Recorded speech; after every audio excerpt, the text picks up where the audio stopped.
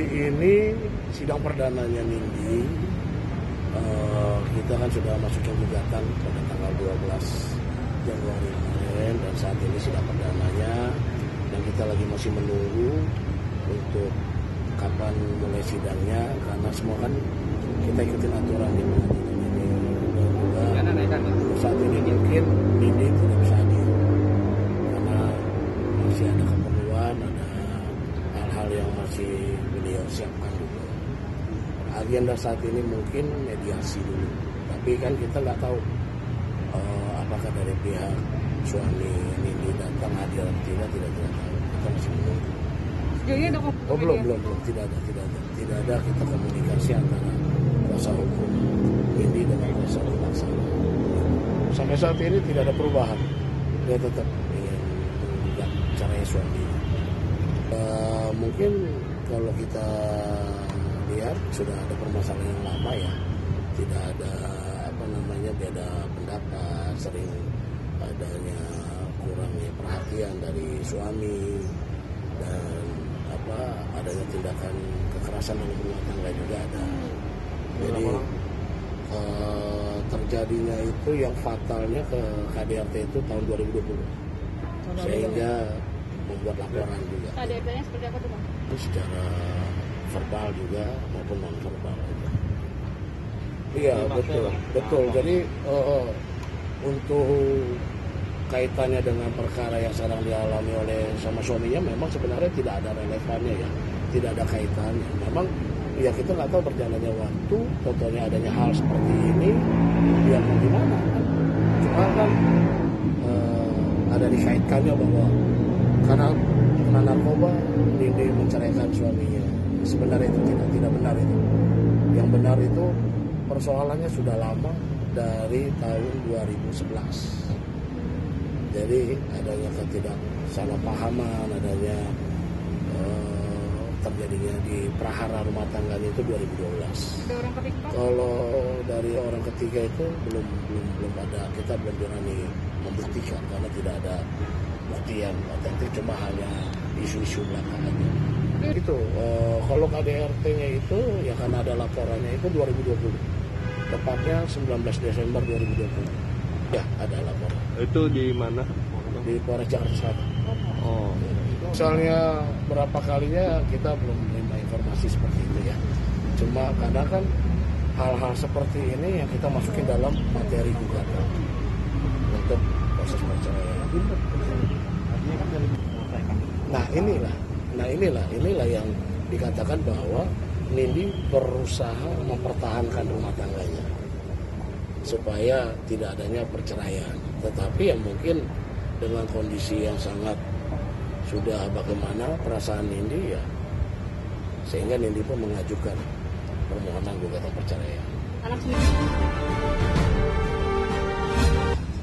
Hampir temperamennya agak tinggi, kadang-kadang ya mungkin tidak bisa mengontrol diri ya istilahnya. Makanya ya hal-hal seperti itulah yang Nindi bertahan supaya adanya perubahan daripada rasa untuk rumah tangganya tidak adanya perceraian ini. Tapi ya udah, itu kan hak seorang istri atau seorang Nindi untuk bagaimana untuk melangkah kehidupan yang baru kan. Tetapi dalam hal ini konteksnya sekali lagi tidak ada relevannya terhadap perkara yang sedang dialami oleh Aska. Itu aja, tidak ada. Jadi rentetan waktu itu sampai 2020, berarti kan 8 tahun dalam proses rumah tangga itu kan. Tetapi kalau misalnya kejadian apakah secara fisik atau psikis itu ya kan kita nggak tahu. Itu kan cuma Nindi yang ngalamin. Kurang tahu. Terkait senjata api, bukan narkoba. Senjata api, penggunaan senjata api oleh Askara. Kalau informasi itu saya belum komunikasi sama Nindi ya, apakah dia jelas mengetahui atau tidak. Tapi kita juga kan melihat dari media aja bahwa ibaratnya kepemilikan senjata api yang dimiliki oleh Askara. Gitu. Ini di sini jadi trauma. Mungkin trauma pasti lah, secara psikologis Nindi ya trauma pasti. Kalau kami di sini kan hanya dari perwakilan keinginan dari Nindi untuk mengajukan gugatan perceraian. Ya, kalau kami sebagai kuasa hukum kan sebelumnya sudah menimbang bahwa sebelum seseorang itu mengajukan gugatan perceraian pasti kan sudah mempunyai langkah-langkah baik dari pihak keluarga maupun dari pihak pribadi, lepas pribadi.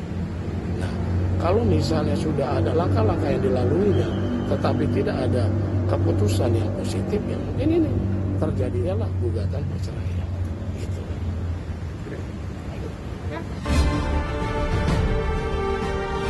Kalau secara kekeluargaan kita sudah untuk supaya ya itulah Nindi itu kan bertahan demi rumah tangganya, demi anak-anaknya. Cuma ya mungkin tidak ada perubahan dalam pertahanan dia untuk merajut rumah tangga yang sakinah mawaddah warahmah ya. Tapi ternyata adanya timbul seperti ini ya, secara psikologis Nindi juga kan sedikit terganggu gitu kan. Jadi dia pun sekarang masih menutup diri dulu. Artinya tanya Pak? Ya, pasti tetap akan ajukan gugatan perceraian. Terlepas daripada perkara suaminya saat ini. Dia mungkin ada sedikit pemukulan. Di bagian mana? Ya nanti hasil visum nanti kita akan informasikan. Karena kan saat ini kan masih proses visum juga. Itu fisik ya Bang? Ya secara fisik. Kalau kejadiannya itu ya tidak tahu. Kita belum tidak tahu. Kalau misalnya apakah dia ada anak-anak atau tidak ada yang menginformasikan seperti itu. Cuma yang kami terima bahwa laporan tetap berjalan. Itu 2020. Nah, kalau penyebab KDRT-nya ya mungkin temperamen daripada suami ya. Jadi kalau hal-hal yang secara prinsipal Nindi belum cerita banyak. Mungkin nanti kedepannya Nindi sendiri yang akan klarifikasi. Ya kalau misalnya kita ini kan cuma menerima data, informasi untuk sebagai materi gugatan. Tapi kalau misalnya pelaksanaan kejadiannya kapan-kapan ya kita tidak tahu dan tidak paham juga gitu. Karena kan Nindi juga kan belum memberikan informasi yang secara aktualnya dia ya. Itu juga kurang tahu. Dan nanti akan Nindi akan masih proses visum. Nanti Nindi sendiri yang akan memberikan klarifikasi ataupun informasi kepada rekan-rekan media. Kira-kira hasilnya? Mungkin minggu depan kali hasilnya atau apa gitu. Bang, pemukulan atau menggunakan benda gitu Bang? Ya kalau menggunakan benda kan seperti tidak sih ya. Mungkin cuma pemukulan atau fisik seperti biasa aja ya. Fisik dan psikis lah. Nah untuk kejadiannya sekali atau beberapa kali kami juga belum dapat informasi yang secara aktual daripada Nindi. Cuma ini ya sekali lagi saya bilang ini salah satu materi untuk gugatan Nindi dalam proses perceraian. Kalau anak sendiri ya itu di dalam gugatan ini Nindi ingin hak asuh anak ada pada Nindi. Saat ini ya kondisi anak-anaknya baik, nggak ada masalah apa-apa. Untuk harta gonog? Untuk harta gonog ini mungkin nanti setelah selesainya proses perceraian dan ini, begitu aja. Ya mungkin akan arah ke seperti itu, pasti kan arah ke seperti itu. Gitu aja. Itu saya nggak tahu, nggak ada informasi, saya nggak tahu. Karena kan baru pemeriksaan kemarin. Iya. Dan ini kan juga kan diperiksa juga kan. Oh, tidak tahu. Lebih tanyakan 20 pertanyaan terkait dengan pengetahuannya Nindi terkait dengan kepemilikan senjata api yang dimiliki oleh Pak Askara. Ya udah, kurang lebih sekitar 3 jam. Datang jam berapa Bang? Datang jam 8. Untuk Budini sendiri udah kembali ke kediamannya. Statusnya Bang? Statusnya apa berarti Bang untuk Saksi, masih saksi. Budini sendiri masih pemeriksaan yang pertama.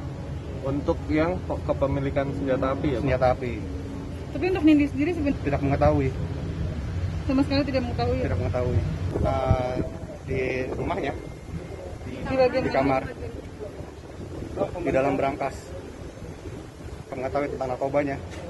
Dan kemarin katanya sempat diperiksa juga ya yang Betul. terkait narkoba. Iya. Mungkin statusnya juga masih saksi. Masih ya? saksi juga. Pemeriksaan jam berapa? Ya, kurang tahu. Saudara Nindi tadi juga tidak mengetahuinya sejak kapan dia memiliki dan memilikinya. 20 pertanyaan? Putar pengetahuannya Nindi, beli di mana barangnya, disimpan di mana, saudara Nindi tidak tahu. Ya karena tidak tahu ya biasa aja. Setelah mengetahui suaminya terkena ya syok lah. Tapi tadi ada Tidak. persiapan tersendiri kah? Tidak. Harus tahu kan? Gelar perkara dulu. Iya. Ada pemeriksaan lanjutan bang sama Lili? Ya nanti habis gelar baru kita ketahui lagi. Kan? Ini juga tidak tahu itu. Pelapornya? Pelapornya juga tidak tahu. Selalu tertutup.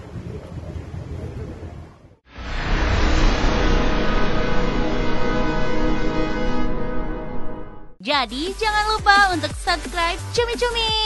Ditekan ya tombol lonceng merahnya.